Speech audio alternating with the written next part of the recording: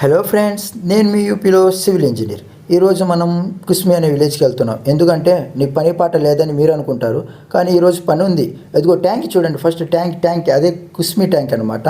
పొద్దున్నే మా sir phone చేసి, జానీ ఈరోజు కుస్మి వెళ్ళి ఒక లిక్విడ్ ఉంది, కొంచెం అది తీసుకురాను, అది చాలా ఎమర్జెన్సీ అని చెప్పాడు. సరే సార్ అని అన్నాను. అదే కుస్మి వెళ్ళే దారి. అయితే దారి వదిలి ముందరికి ఎందుకు వెళ్తున్నావు అని మీకు డౌట్ రావచ్చు.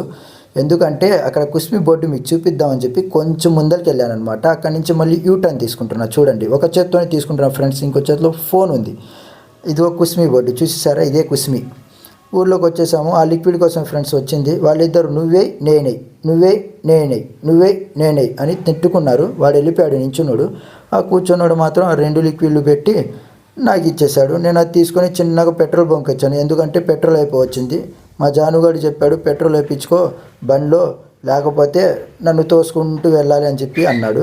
సరే అని చెప్పి నేను కూడా, మా బండి పేరు జానులే అండి, జాను అని పేరు పెట్టేదానికి ఫుల్ చేపించా. ట్యాంకీ ఫుల్ అయిపోయింది. ట్యాంకీ ఫుల్ అయిపోయిందిగా. దాని తర్వాత ఏం చేశాను, ఆయిల్ ఫ్రీ అండ్ ఈ కంపెనీ ఇచ్చిద్ది లాక్ పెట్టి కీ తిప్పేశాను. పవర్ ఆన్ అయింది. సెల్ఫ్ లేదు, ఎందుకంటే పాడైపోయింది. చేపించామంటే మా కంపెనీ చేపించలేదు. రేపు చేపిస్తాను, ఎల్లుండి చేపిస్తున్నాను. నువ్వు చేపిస్తా అంటే చేపిపోతాను, నా కళలో సత్తా ఉందని చెప్పి ఒక కిక్కు కొట్టాను. చిన్నగా స్టార్ట్ అయింది. స్టార్ట్ చేసుకొని ఇంకా బయలుదేరాను. ఎక్కడికని అడిగింది. ఇంకెక్కడ, నువ్వు తిన్నావుగా, నేను కూడా తినాలిగా, పద రూమ్కి వెళ్దాం, మధ్యాహ్నం అయిపోయింది అని చెప్పి బయలుదేరాను.